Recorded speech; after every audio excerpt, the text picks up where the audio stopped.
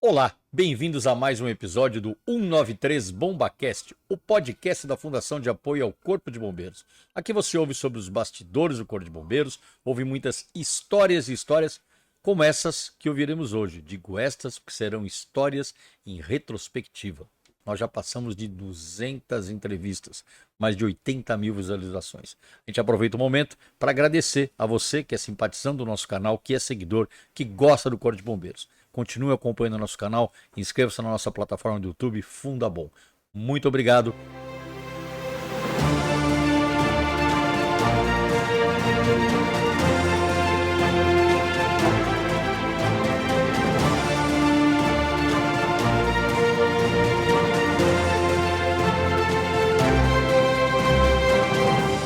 Bom, como eu disse, né, a gente estava fazendo um bate-papo aqui. Você é a segunda mulher no Corpo de Bombeiros a comandar uma unidade operacional, a primeira a comandar uma unidade centenária. Verdade. Que bacana, Regiane. É. Mas antes de a gente chegar a isso, a gente já está no final. Vamos voltar para o começo, né? Aquela pergunta que a gente sempre faz quando começa esse bate-papo: o que levou a nossa querida pequena Regiane a querer ser policial militar e bombeiro? É um sonho. Sempre gostei de desafios, um sonho, uma conquista. Sempre gostei dessa atividade operacional e principalmente da parte aquática, em que pese eu estou num grupamento de incêndio, né? Mas também temos bastante ocorrências, né? E era meu sonho ser bombeira desde criança. Mas fala assim, seu irmão foi inspiração para você? Muito, muito. Meu irmão foi uma inspiração quando ele chegou no Barro Branco e eu não pude participar da formatura, solenidade de Espadim. E eu assisti ao vídeo e eu fiquei encantada mais ainda, né, de ver as mulheres da turma dele desfilando. Então ali aguçou ainda mais a minha vontade de entrar na Polícia Militar e especificamente para o bombeiro. Em que pese também trabalhei no policiamento e gosto muito, mas o bombeiro É o coração, assim, é né? o coração. Que bacana. Você tem qual a diferença do seu irmão de idade? Ela é irmã do Coronel Adriane, né, da reserva, que foi do Corpo de Bombeiros, foi também do Comando de Aviação, piloto de helicóptero. Qual a diferença de vocês de idade? 6 anos. 6 anos. Ah, então tem aquela coisa da Sim, admiração, ele né? era o irmão mais velho. Uhum. Sempre foi uma admiração e inspiração. E você, como uma história de muitos bombeiros, né, oficiais de praça, veio de uma cidade pequena, né? Sim. Conta um pouquinho dessa sua origem, que é uma coisa muito bacana. Eu nasci no município de Iguape, que é litoral sul, né? Vale do Ribeira, faz divisa com Canané e depois já é Paraná. E também eu fui criada ainda na primeira infância no município de Eldorado, que é no Vale do Ribeira, no Alto Ribeira. Meu pai era professor lá e nós morávamos lá. Ele dava aula na área rural e nós moramos lá. E aí voltei para Iguape com 5 anos, onde permaneci até 17 anos. E quando ingressou na academia. Ingressei na academia, aí já vim embora para São Paulo. Bacana, a gente estava conversando aqui, a gente conhece Iguape, né? Iguape que é um dos municípios mais antigos do estado de São Paulo. Mais né? antigos. Remonta lá da época do Brasil colônia, da colonização, do descobrimento, né? Cidade linda, a gente gosta muito de lá. Regiane, como é que foi esse negócio então? Aí você com 17 anos, menor ainda, mas já tinha essa ideia de ser bombeiro? Já vinha com esse pensamento? Vinha. Teu irmão já estava no bombeiro nessa época? Não, meu irmão ainda não. Ele estava ainda na academia. Quando eu entrei no Barro Branco, ele estava no 3º CFO. Né? E aí eu fui primeiro, e depois ele se formou, permaneci lá. Ele ainda foi trabalhar no policiamento, ficou no 23, na área de Pinheiros, e aí ele ingressou no CBO.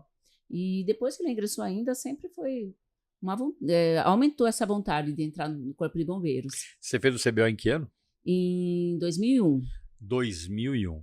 Então, você é de uma geração em que já pegou um bombeiro um pouco diferente do que era alguns anos antes. Isso estou falando, e agora vou ser bem específico, na questão da integração da mulher. Mas ainda assim, eu acredito que 2001 ainda era uma coisa ainda não consolidada. Quais foram assim, os desafios que você enfrentou chegando mulher no Corpo de Bombeiros naquela época? Olha, a atividade operacional, que tudo era uma novidade, né? Mas eu sempre gostei, sempre foi esse meu perfil.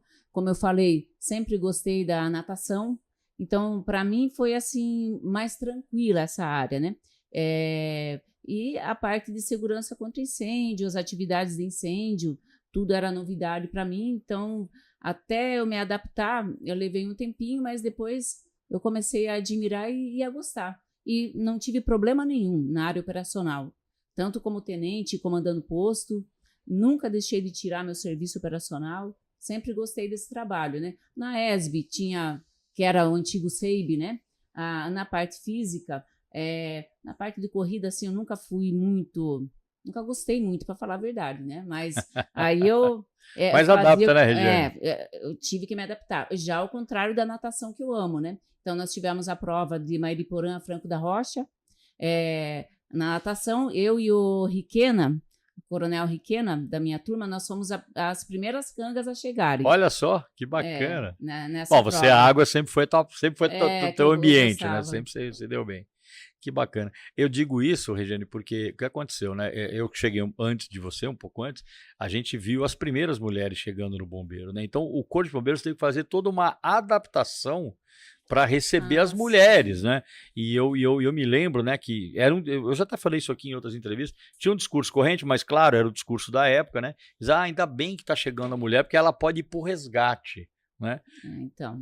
Que era uma visão, claro, né? Estamos contextualizando na época, né? Muito pequena perto do papel que a mulher assumiu no bombeiro. Né? Sim, porque já vem historicamente, né? A polícia feminina começou em São Paulo em 1955 com um trabalho assistencial, como o senhor falou, não usavam armas prioritariamente, a própria canção da polícia feminina é conduzir e amparar as mulheres e crianças. A família é muito esse lado aí, né? Então, as mulheres tinham vagas determinadas, limitadas. Quando eu entrei prestei o concurso para a Polícia Militar, eram vagas delimitadas. Hoje não. Hoje mulher ocupa qualquer unidade operacional da Polícia Militar. Se hoje tem uma porcentagem inferior, é por opção. Porque a Polícia Militar hoje está muito aberta a todo o público, tanto homens quanto mulheres, não tem mais vagas. No SEIB, na época, na ESB, nós pegamos aquela fase de adaptação, porque ainda estava começando, né? Teve uma primeira turma que, com a construção da ESB, né, ainda tinha muito que construir, não tinha água quente, então no inverno, mas isso tudo foi para foi para forjar, né, forjar o combatente. Mas para mim foi muito bom. Eu não posso falar assim que foi difícil, porque todas essas atividades, ralo, tudo fazem parte da formação, né? Muito legal você falar isso. Bom. Muito legal você falar isso, Regina, porque às vezes a gente ainda ouve, né, de uma certa preocupação, ou sei lá, um certo mas esse negócio de bombeiro não é para mulher.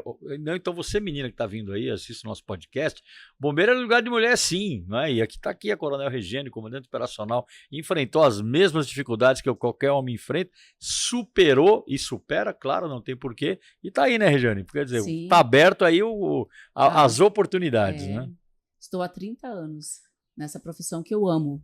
30 anos, hein? Cara, entrou com 17 anos de idade. Entrei com 17. Fui fazer 18 só no segundo semestre. Que é a história de muitos, né? Você não pegou, acho que a fase do CP, né? Não tinha mais o CP. Nossa, no CP entrava com 15 anos. 13 anos.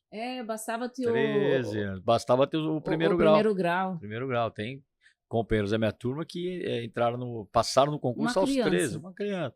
Claro, eu acho que isso foi revisto com o tempo, hoje entra um pouco mais maduro, mas sim, claro, né?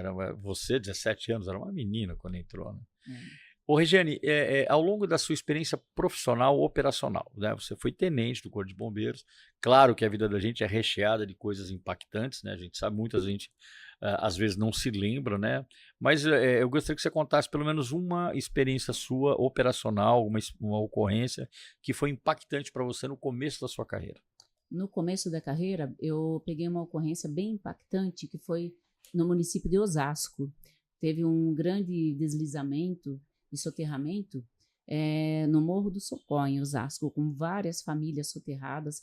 Foram dias ali de buscas, de trabalho incessante, muita chuva, o risco até para os bombeiros, né? Sim, claro. E ali, para mim, foi impactante ver retirar aquelas crianças, né?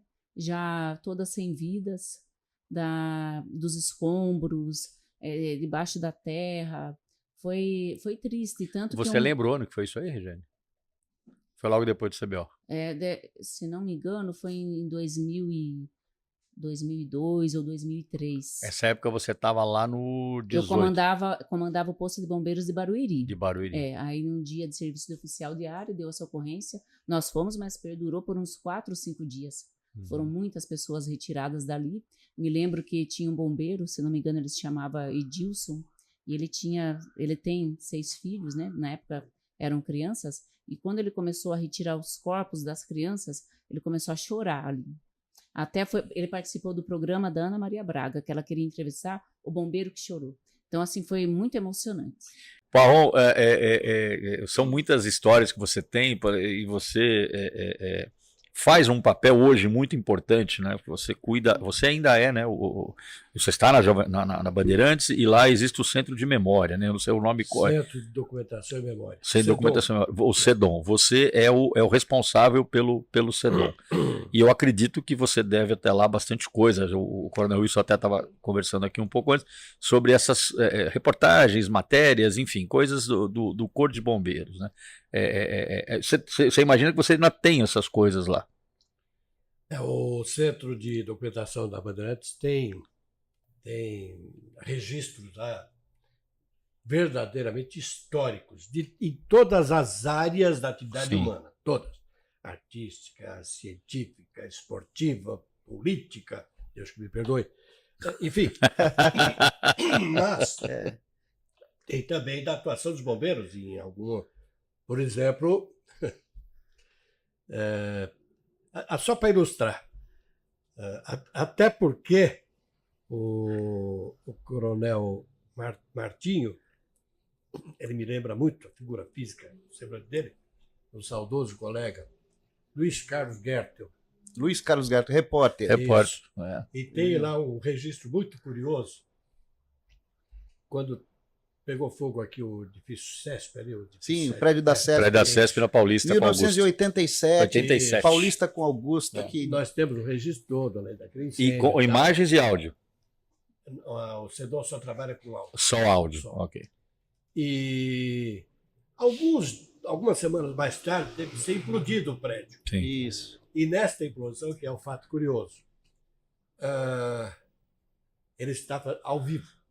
Sim. Luiz Carlos Gertel, no programa do Antônio Carvalho, que está no céu. Antônio Carvalho. Foi um domingo de manhã isso.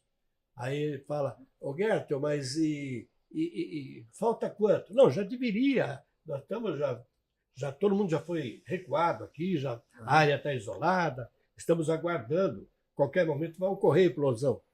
Mas não tem um horário definido. Então, estava marcado para 3 minutos atrás, mas tem a impressão que houve um pequeno atraso e naquilo acontece. Bum! Você ouve no rádio.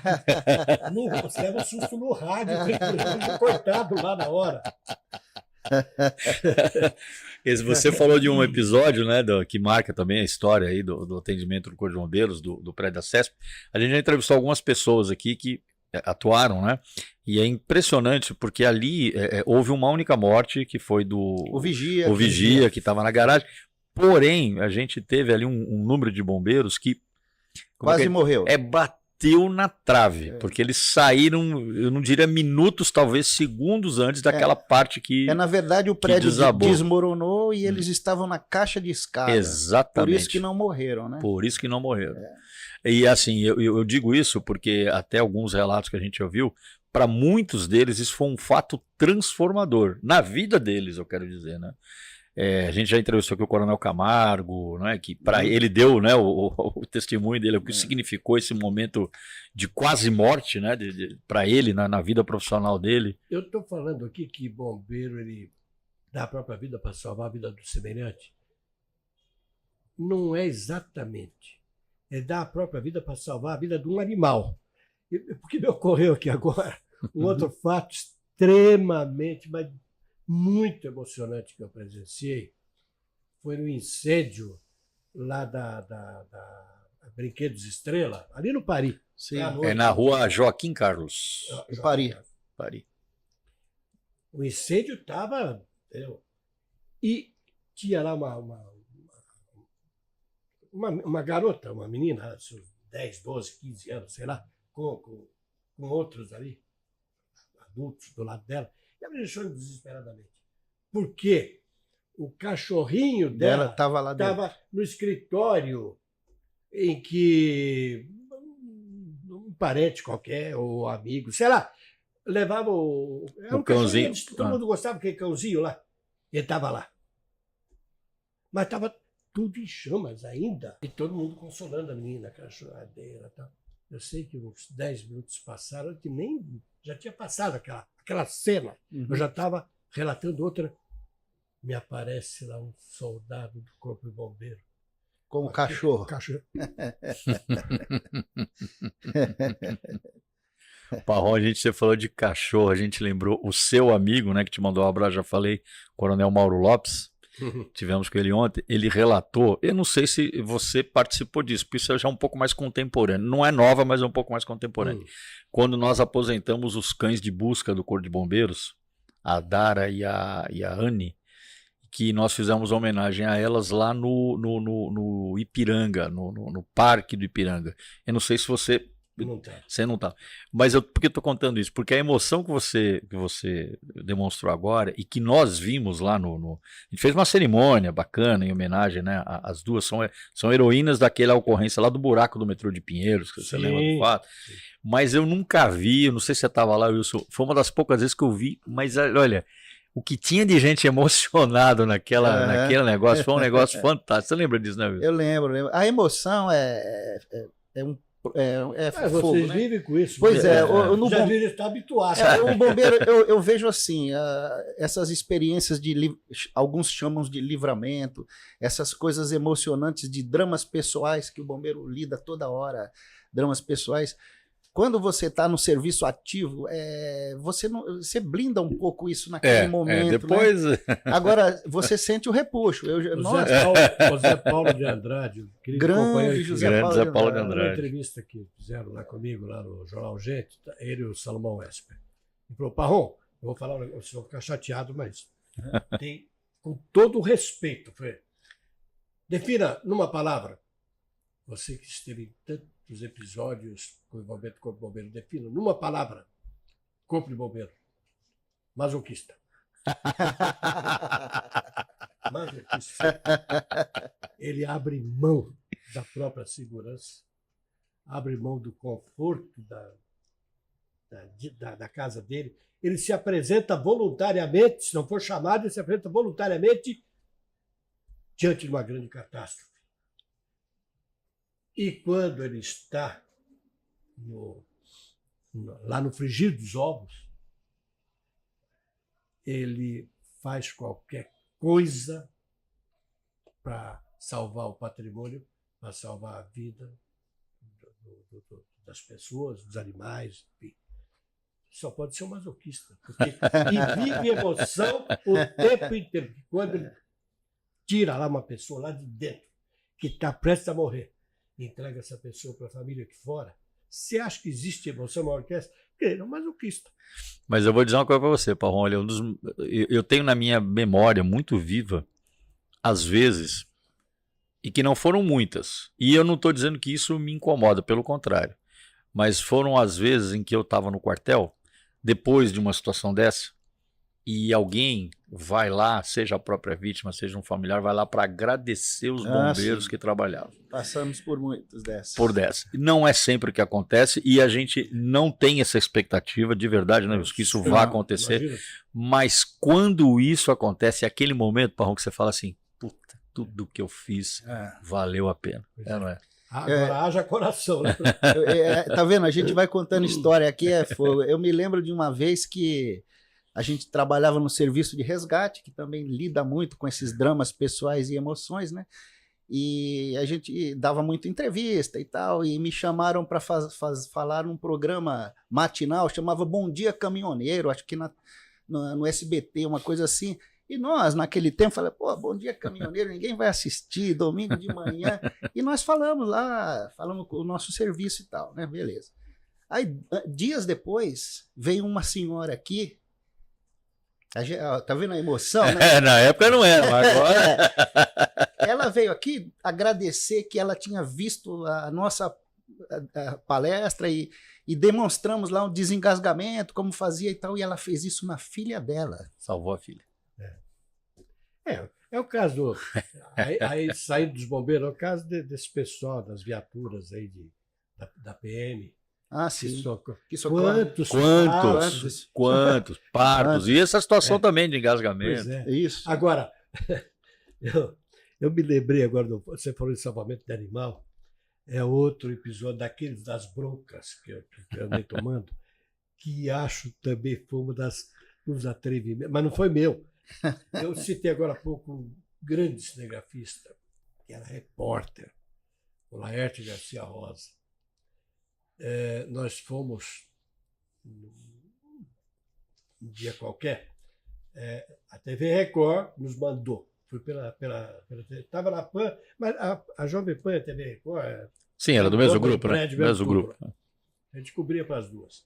Olha, tem um caso ali nessa região, não sei por que razão, a gente vivia aqui para o estado de Ipiranga. Aqui.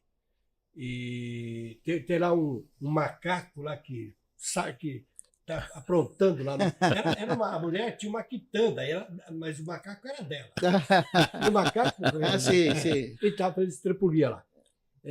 Dá umas imagens legais. Vão lá, vocês dois. Aí fui eu e o O bombeiro foi lá para. Estava lá o bombeiro. Pra capturar. Tava lá. Mas o bombeiro estava O salvamento, estava o Aécio lá. Só que o macaquinho, que é engraçado. Dava um baile. Não, já estava na coleira. Ah, já tá. tinha.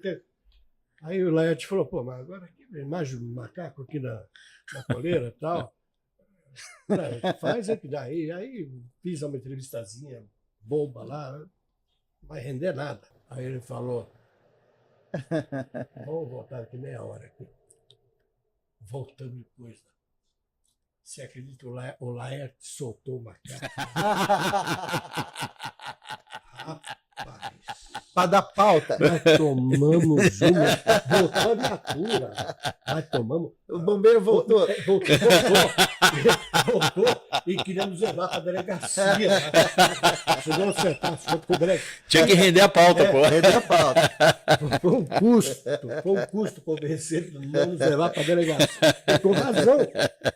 Agora, eu levei a bronca ali também, eu levei de carona, porque. Quem soltou não foi você. Não fui eu, foi o Laerte que soltou o macaco. Olha, eu vou te falar, a gente fazia umas coisas também curiosas. Eu acho que, na verdade, vocês não têm que agradecer nada. É o bombeiro que tem que agradecer vocês. Né? Porque vocês, cada um no seu tempo, alguns concomitante, escreveram coisas muito importantes. Né? Vocês ajudaram a construir, como muitos ajudaram, o Corpo de Bombeiros. Né? E ter esse espírito de família que vocês têm, né? De união, que eu sei que vocês são muito próximos, né? É uma coisa maravilhosa a gente observar, a gente ver, né? E o legado que vocês deixam, né? E a responsabilidade, né, Coronel? Claro. Porque quando fala assim, subindo o Edmundo, subindo o Egídio, primo do Medeiros, aí pesa muito. Graças a Deus. Eu acho que você sentiu um pouco isso quando você chegou, né? Mas agora só tem Sobrou tá carregando pra mim. bola, velho. Sobrou ali, ó. Ó, Isabel, não vai pisar na bola, hein? A família tá levando aí, né? Mas graças a Deus é um excelente profissional e vai manter com certeza. Não tenho dúvida. O nome da família Medeiros, né? Ô, Isabel, a gente pergunta para todo mundo que vem aqui, né? O que levou o pequeno Medeiros, o pequeno Egídio, o pequeno Edmundo? A pequena Isabel fica difícil eu perguntar o que levou, porque tá difícil não saber, né? Eu sou coadjuvante aqui nessa história, né? Eles têm tanta história que eu tô aqui só para ouvir, na verdade. Mas você sempre pensou desde pequeno em ser bombeiro ou foi uma ideia que veio depois? Não, na verdade foi um exemplo em casa, né? A gente vê o pai sempre fardado, indo pro quartel e tal. Eu ia bastante no Cambuci quando eu era criança, então acho que tudo isso contou. Só que quando eu me formei, não tinha vaga para mulher, né? No Barro Branco teve uma época que ficou sem vaga. E aí eu fui fazer FATEC, eu fui fazer construção civil. Mas então, desculpa, vou voltar um pouquinho. Você entrou como soldado, então? Não, seu ingresso foi na academia já. Quando eu terminei o colégio, não tinha vaga no Barro Branco. Ah, sim, para prestar o vestibular, entendi. Isso, e aí eu fui fazer FATEC. E lá na FATEC eu me apaixonei pela engenharia. Foi um adendo, né? E aí abriu vaga para o Barro Branco, só que só tinha 15 vagas para mulher na época. E eu fiquei na dúvida, porque porque era FUVEST na época, né? Então eu fiquei na dúvida se eu fazia engenharia ou Barro Branco. E aí meu pai falou, não, filha, vai lá, faz, você vai conseguir. Tem 15 vagas, mas você está estudando, a gente treina. Ia todo dia praticamente no horto correr, nadar. O treinamento era Eu imagino, forte. viu, Isabel, como devia ser o seu treinamento. Hoje eu fui com a minha pequena nadar, né? Porque o exemplo tem que continuar, né? E aí foi isso, passei. Que ano foi isso, Isabel? que você 2009, né? Entrei em 2009. entrou em 2009. Fiquei muito surpresa, porque não imaginava. E eu entrei no Grêmio de Bombeiros. E aí, 4 anos de Grêmio de Bombeiros. E aí tinha um interstício, né? Que a gente tinha que cumprir. Fiquei 2 anos no policiamento, cumprindo o período. Mas meu comandante já sabia, ó, eu quero ir pro bombeiro. E aí a primeira oportunidade que teve, eu prestei, né? Fiz o CBO em 2014, e em 2014 meu pai ainda estava lá, né? E o Valdir também estava lá. Foi minha aluna. Foi sua Foi a aluna. aluna dele. Minha aluna. Agora imagina o bullying na turma É, eu imagino. com meu pai lá, né? Então, vamos cortar a árvore. Era Isabel que tinha que fazer. O Coronel Rodrigues, que a gente encontrou agora há pouco aí, ele sabe bem. E foi O isso. CBO você fez que ano, Isabel? 2014. 2014. Foi. Aí eu me formei, fui trabalhar no 5º GB na época. Fiquei 4 anos lá, em Guarulhos. E aí, em 2018, eu fui convidada para trabalhar aqui na DAC, né, na área técnica, com análise de projeto. Você concluiu engenharia? Você chegou? Por incrível que pareça, não. Olha! É uma área que eu gosto muito, eu trabalho com isso e tá nos planos ainda, né? Pretendo fazer. Mas ainda não tive oportunidade, tá em breve, acho que eu vou fazer. Tem muito tempo, né, Isabel? Ainda tenho tempinho. Que maravilha. Isso. Maravilha. Você vê, eu estava observando aqui, gente, olha só, tá? Vocês entraram soldado, você e o Edmundo, década de 50, 60, aposentaram tenentes. Vocês dois são primeiros, né? Dois primeiros. Vem aqui o Medeiros logo depois, também entrou como soldado, aposentou tenente. Vem o Valdir, aposentou major. E se Deus quiser, nós temos aqui uma coronel. Se Deus Se quiser. Deus quiser. Olha que maravilha, Egídio. Quero vê-la. Quero vê-la, Acho que coronel. todos Verá, nós verá. queremos, né? É uma coisa que eu queria manifestar um sentimento. Todos os entrevistados, a pergunta como é que veio, eu tenho uma impressão que nós tivemos um destino. Ah, com certeza. Não é a gente que Se escolhe. muda, se muda. Não é a gente que escolhe, na verdade, a gente é escolhido, né? Isso, é uma coisa que acontece, aparece o caminho, mas quem manda É, isso aí. o bombeiro Tá lá em cima. é uma missão. É, Até cabe a esse sentimento de uma missão. verdade. Então, aí falta uma coisa. Eu, que trouxe Edmundo para o bombeiro, pedi para o coronel Assunção, quer dizer, Assunção era tenente, o Queiroga, não sei se o senhor nem conhecia. Não, nem Assunção sabe, com certeza. Mas o nome, o nome, claro, claro, Certo. claro. E eles que trouxeram Edmundo, ele chegou, eu estava com a namorada, tinha uma competição de natação, eu pus ele para me substituir, porque eu ia para Santos. E ele foi muito bem na primeira travessia. Aliás, eu não sei, eu acho que Medeiros tem alguma coisa de genética de peixe, né? Porque ser Medeiro significa nadar bem. Ô, Isabel, você tá nessa piscinada, igual ele? Olha, hoje eu nadei 2000. Ah, então realmente, ô, Martinho, só que eles ganham de mim. tem viu, genética de peixe nessa família, porque por todos. Bom, eu cheguei no bombeiro, como eu já lembrei, vocês estavam aposentados, mas eles já participavam da prova de Jacareí como veteranos desde aquela época. E enquanto teve a prova, eu sei que vocês nadaram. Você tá... Eu fui uma vez só. Não, ele principalmente. Ele continuou. Nós participamos também juntos, né? Algumas vezes. É. Nós fizemos. Eu também, Corona, eu vou, quase todos os anos eu participei, né? Só que, por incrível que pareça, eu nunca consegui chegar na frente do Edmundo. Mas é Eu também difícil não. mesmo. E isso que o senhor falou da genética, é a genética, a gente gosta de água mesmo, mas o primeiro GBS, ele mexe um pouquinho na genética, ele altera um pouquinho, melhora, né? melhora essa genética, né? E natação lá, né? Eu lembro do senhor apertando a gente na natação, Coronel Kiyoshi, quando tinha as provas de Jacareí. Você lembra a única vez que o GBS ganhou a prova do GBMAR? Você lembra disso? Nós ganhamos uma vez só. Eu não vou lembrar o ano, mas muito pela mão do Coronel Kiyoshi, na época capitão, né, o Kiyoshi que montou ali uma equipe aço e puta, bateu. E eu lembro que foi eu acho que foi a única vez que o GBMAR, na época era terceiro GBS, né, não ganhou o geral da prova, né, e nós lá levantamos o caneco. E eu lembro que sempre os comandantes reconheciam e faziam elogios, né? tem um elogio lá que está no assentamento, que ele descreve, né, que a distância de treinamento dava para ir de São Paulo ao Rio de Janeiro nadando. Isso me gravou bem pra caramba. Não dava muito. Vamos falar um pouquinho de ocorrência da época de vocês aí? Vamos? Vou começar aqui pelo Edmundo e pelo Egídio, porque vocês estavam na ativa na década de 70. A década de 70 é marcada por grandes, principalmente incêndios, né, Edmundo? E eu não sei se vocês estavam de serviço, mas eu sei com certeza que vocês são da época do Andraus e do Joelma. Isso. Né? Começar aqui pelo Egídio. Você estava de serviço num dos dois, ou Edmundo? Não, senhor. Não. O Andraus, eu estava chegando, recém-casado, do Nordeste, desci na rodoviária velha e aí falei para a mulher, um incêndio de grandes proporções, sabe? Eu estava chegando no Nordeste.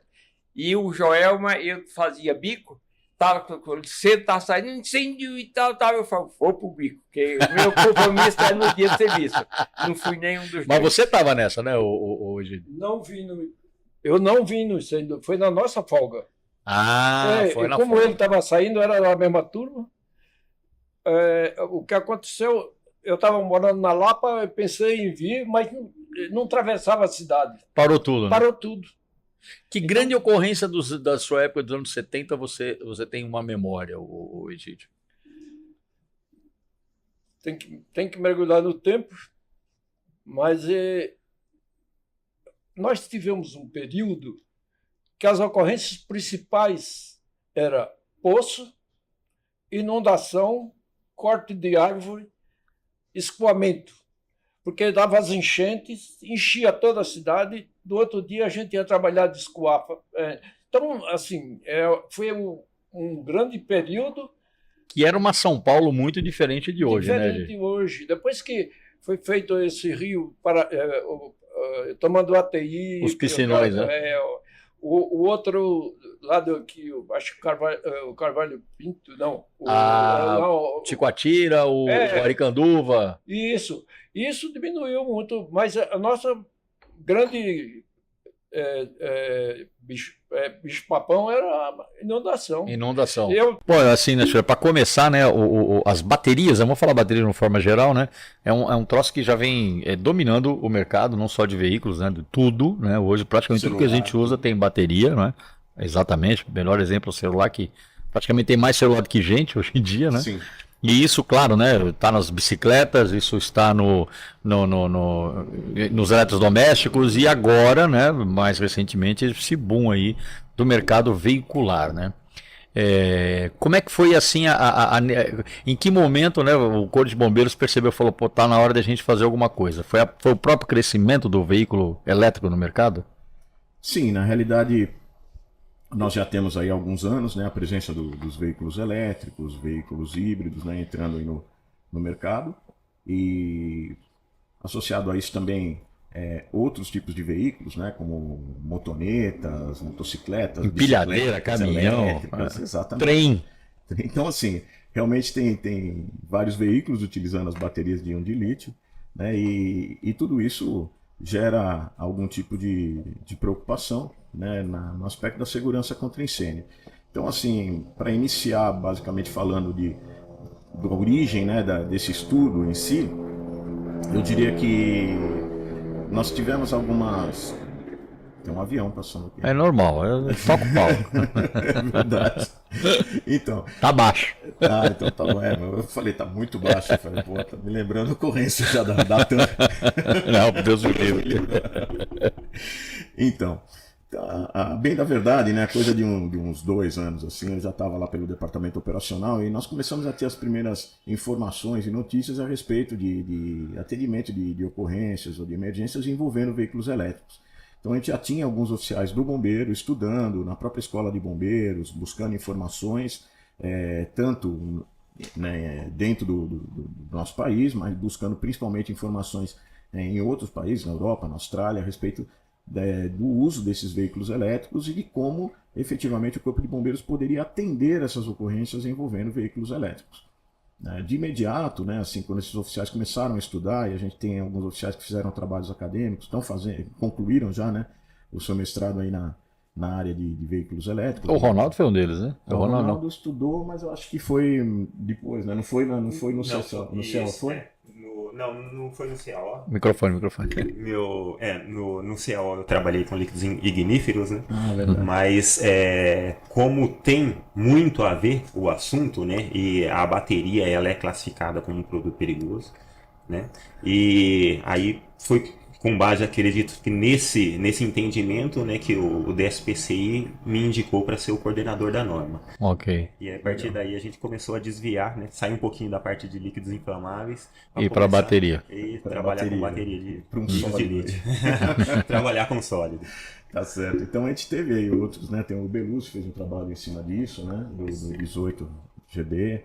Então, na realidade, a gente já tinha alguns oficiais que começaram a estudar e começaram a entender as características e ver que as características de incêndio num veículo, né, que possui uma bateria de íon de lítio, ela difere do incêndio num veículo com motor a combustão normal, que a gente está acostumado a combater. O senhor combateu lá desde que era tenente, eu também.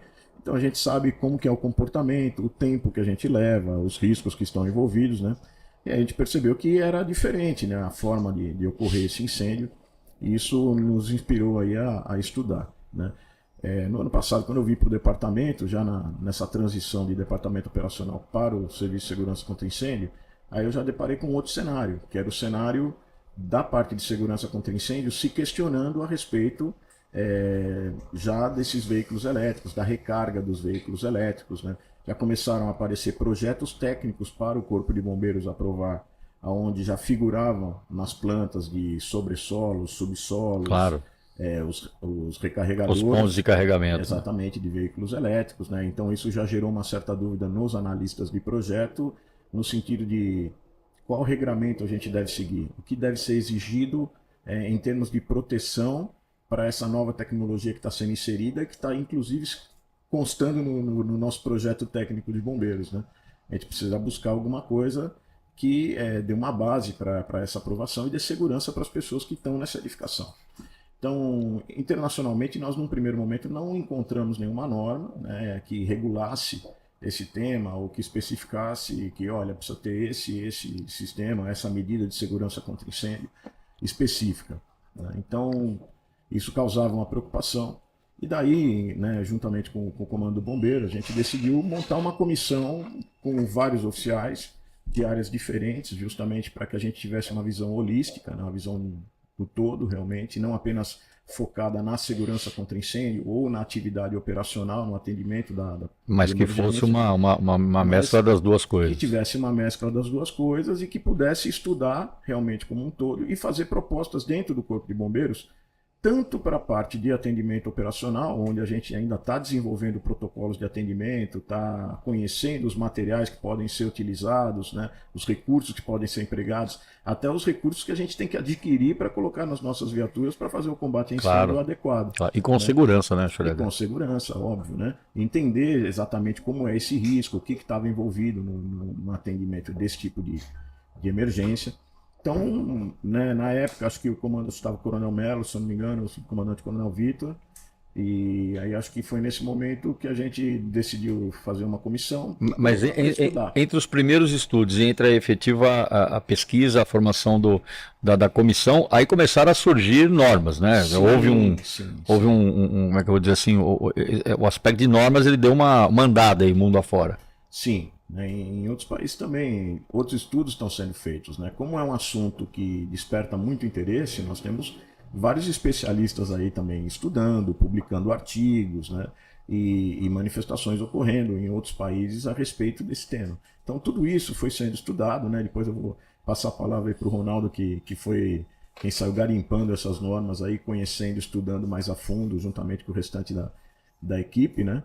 Em busca de ter realmente algo que consolidasse ali esse conhecimento em alguma coisa que a gente pudesse propor em termos de medida de segurança contra incêndio, né? De um tempo para cá a gente percebeu uma intensificação nessa questão do veículo, da recarga de veículo elétrico em edificações, né? Inclusive lançamentos imobiliários já contemplando isso. Uma recarga. Não, e não só isso. Hoje a gente vê regularmente. Você vai em shoppings, já tem. Sim. Você vai em supermercados, eu já vi. Sim. Enfim, E cada vez mais você vai, ponto de parada na estrada. Vai ter a recarga. Eu vi o primeiro esses dias, não sei onde é que foi, já o não gratuito, né? Sim. O pago, né? Pago. Você vai lá e bilhetado o serviço de recarga. Quer dizer, não tem como rápido, voltar, né, Churelli? Sim, é uma realidade, é uma nova tecnologia que é interessante, né? Que a sociedade está adquirindo, né, numa quantidade maior, estão chegando mais veículos elétricos no Brasil. Existe aí um apelo muito positivo no sentido da parte econômica, né, do custo, da questão ambiental. Então, tudo isso é atrativo, né? E por ser uma nova tecnologia, como qualquer outra tecnologia, ou qualquer, digamos assim, aspecto que inovação, evolua, né? a gente precisa ter algum tipo de proteção, né? Então, até numa reunião essa semana, eu observei algumas coisas, que as medidas de segurança contra incêndio, elas evoluem de acordo com o tempo, mas infelizmente, muitas vezes, em função de alguma emergência. Sim, de uma tragédia. De um evento, né? Então, nós passamos a dar importância para a compartimentação vertical, fechamento de escadas, cuidado com relação à fumaça, né, na edificação, depois dos incêndios dos anos 70. Então nós tivemos lá o Andraus, o Joelma, muitas pessoas morreram e chegamos à conclusão que determinadas edificações tinham que ter mais saídas de emergência, que elas tinham que estar protegidas. Né? Outro evento também que eu até citei também nesse caso, nessa semana, é o caso da Boate Kiss. Então nós tínhamos ali uma boate que tinha um material de acabamento que não era adequado, que quando ele queimou, ele gerou ali a presença de gás cianeto e que causou a morte ali de muitos jovens. Mais de uma ali. Centena, né? Foi um negócio assim horrível, né? Quase 200, acho que foi 200. Foi 200 e qualquer coisa. 242. Então, todos jovens, assim, um negócio trágico, terrível. Né? E em São Paulo nós já tínhamos na nossa norma a questão do controle de materiais de acabamento. Aqui já tinha se antecipado. Então, já tinha quem não gostasse, falasse, pô, isso aqui que exagero, né? Exagero, desnecessário e tal. Mas se tivesse o controle de material de acabamento naquele incêndio, talvez uma parte dessas pessoas tivesse sobrevivido. Além de outros problemas, ali tem vários problemas que foram detectados. E exatamente, né? Trazendo para esse caso, é justamente o que a gente não quer, né, Churelli? A gente quer que por isso tem consulta pública também, isso. Né? Criar alguma coisa que proteja, né, principalmente as pessoas, em primeiro lugar, que proteja a edificação e que proteja o bombeiro que vai lá atender a ocorrência, que ele consiga dar conta do incêndio. É uma equação que tem muitas variáveis, né, e que precisa realmente ser bem estudada. Não é uma equação fácil, claro. Mas também eu costumo dizer que não existe solução simples para problema complexo. Sempre muito ligado à questão do salvamento terrestre, né? Conta um pouco dessas coisas. Uma história legal. Eu estava tenente, né, em Mauá, e até vocês comentaram isso no podcast do Cola, né? Chegou um equipamento que ninguém sabia, né? E eu era muito curioso, eu gostava, né, de lidar com as novidades. Então veio bomba flutuante, localizadores de soterrados. O geolocalizador. Pô, instrumento bom até hoje. Pô. Então, as ferramentas Lucas, né, à época. E eu estudei bastante. Eu pegava a LKS 35C, eu lia o manual, pesquisava. Então eu conhecia a capacidade, né, LSP 44. Até hoje a gente não esquece essas coisas. Né? Não esquece. LS 200, 300 para corte. Pô, e a gente estudava muito isso aí, né? E uma particularidade legal, Mauá recebeu um localizador desses alemão, né? E eu falei, olha, isso aqui deve ser útil para uma opção de coisa, principalmente num lugar onde tem muito deslizamento de terra, que é Mauá, né? Era, principalmente antigamente, terrível. Tinha muito. Eu falei, eu preciso achar um jeito de empregar esse equipamento. Aí fui no manual, li. Esse acho que veio traduzido, inclusive, né? Então tinha lá os geofones e tal, e fuçando, tal. Falei, eu vou usar isso aqui, né? Na instrução da tropa, né? E nessa época eu já tinha feito o curso de salvamento terrestre no primeiro GBS, com Amaral, Wilke. Só fera. E o Brasa, né? O Brasil. Cardozinho. Pô, mas sensacional. Até o O Eduardinho dava aula lá, né? É verdade. Ele deu aula para mim. E o Brasil, nesse curso, ele deu aula de galeria. Então nós fizemos a prática, e aquele jeitão dele, né?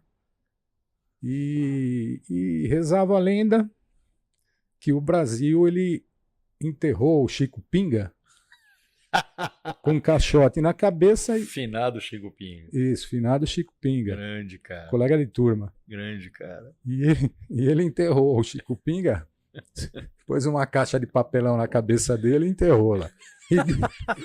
E dizem que ele esqueceu onde tinha enterrado. E o Chico Pinga ficou lá perdido. Eu não sei. Isso no curso. Eu não sei até onde vai a veracidade, né?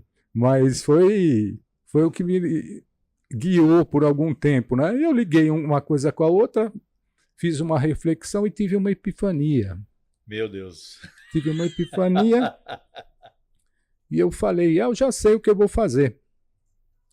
Aí eu pedi para o auxiliar, o José Newton, que eu acho que é a pessoa mais antiga que trabalha no Corpo de Bombeiros. Ele é auxiliar lá de Mauá, né?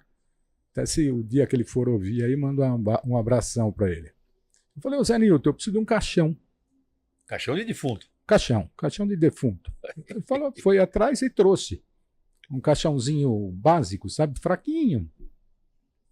Tinha até travesseirinho e redinha dentro, né? E o tenente que tinha tido a epifania falou, ó, bom, eu vou me enterrar e vou pôr os caras para me procurarem. Um cilindrinho de ar. Cilindro de ar. Tinha um pouco de segurança, né? No começo. Depois evoluiu. Desculpa. Cavaram um buracão, né? Eu, que não era bobo nem nada, eu falei pro Praça, dá uma reforçada. Nesse caixão aqui. E ele reforçou, né? E eu falei, ficou bom, né? Aí tome. Era um curso de terrestre. Lá, local, né? Que era feito no 8º GB. Eu falei, vamos testar. Já tinha dado a aula de uso do geolocalizador. Geolocalizador. E tinha uma equipe fantástica, né? Sargento Zé Roberto, Zago, o Robertson, que trabalhou no 1º GBS, e praças também, né? E assessoravam, né? E cavaram o buraco, lá vai o Tenente Renzi para dentro do buraco, né? Bastante terra. E é uma sensação horrorosa, né? Você fazia um sonzinho ali, batia para o pessoal. Eu ouvia tudo, né? Eu raspava, para você ter uma ideia, raspava a unha, o cara ouvia o som e definia, ó, ele tá raspando a unha. Fantástico. E localizava. Localizava, né? Bagunçava. É que quando você pediu para se enterrar no caixão, evidentemente os alunos não viram onde você estava. Não. Tinha lá o terreno, era tinha uma que usar simulação. O salvamento saía de outro ponto. Ninguém sabia de nada. E eram vários buracos que eram tapados, né? E aí eles chegavam e montavam uma malha para trabalhar com os localizadores, né? E aí eu ia emitindo sons, né? A hora que esquentava muito dentro da caixa, né? Eu abria o cilindro, tal, dava uma ventilada. E fiquei, acho que uns 45 minutos até achar. Aí cavaram e tiraram. Eu falei, boa, deu certo, né? Quem é o próximo?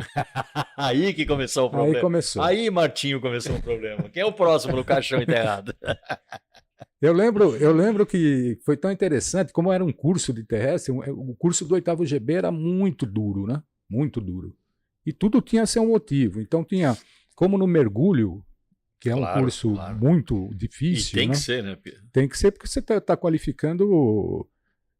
Trabalhar numa condição muito adversa, né, Renzo? Então, como nós tínhamos uma gama de ocorrências graves muito grande no 8º GB, como pedra lisa, dezenas de pessoas morreram na pedra lisa, caindo de uma altura de 70 Puta, e poucos verdade. metros. Isso lá a partir de Paranapiacaba, né? Estamos falando disso, né? Entre Cubatão e Paranapiacaba.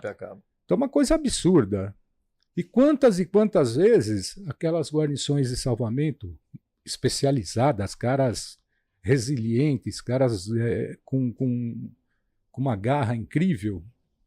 Quantas vezes eles não desceram e trouxeram corpos e até vítimas com vida ainda? Eu tive... Muitas vezes. Eu tive... E lembrando, né, Renzi, nem sempre, o emprego de aeronave, as condições climáticas lá são muito esquece. diversas. É na mão mesmo, né? Vez ou outra dá para usar aeronave, mas muitas vezes é na mão, né? Desceu, amigo. Era maca e ou subir ou descer a serra, né? Dependendo das condições. E foram dezenas e dezenas de atendimentos. Então, outra epifania. Eu falei, pô, como é que eu vou simular uma vítima para treinar o aluno do curso de salvamento do 8º GB? Então, quando eu formava o curso, o efetivo, nós distribuíamos noivas, né, que era um tronco de eucalipto com 90 quilos, com 6 alças de mangueira. E eles faziam a descida da serra até Cubatão, com o finado sargento Picon correndo. E lá embaixo, no poço das moças, né, eles pegavam as noivas e subiam 12 quilômetros carregando a noiva. E a regra era clara. Tem que chegar lá em cima. Largou, tá desligado. Meu. Mas fala a verdade, isso aí é cara ruim desses cursos aí? Lógico que não. Lógico que não. Então era o carrosselzinho lá, né? Tinha o soterramento, tinha as noivas, né? Que era a Serra do Mar, e tinha uma sobrevivênciazinha, né? Ali a gente geralmente fazia como é que chama ali? A Ilha do Mar Virado, né? Ilha do Mar Virado. Você deve conhecer. Conheço. E nessa época aí o Vascão era o comandante lá, e depois foi revezando, né? E Carvalhão, finado Carvalhão. Estamos falando só de cara, Carvalhão. Então esse curso do 8º GB era um curso que realmente Carvalhão comandou Mauá também, comandou, né? junto comigo lá. Eu me lembro. Foi aí que surgiu o termo Mauaquistão, né? Porque uma tarde chega uma comissão do Exército, acho que uns 16 oficiais, né? O menor cargo lá era major, coronéis, né?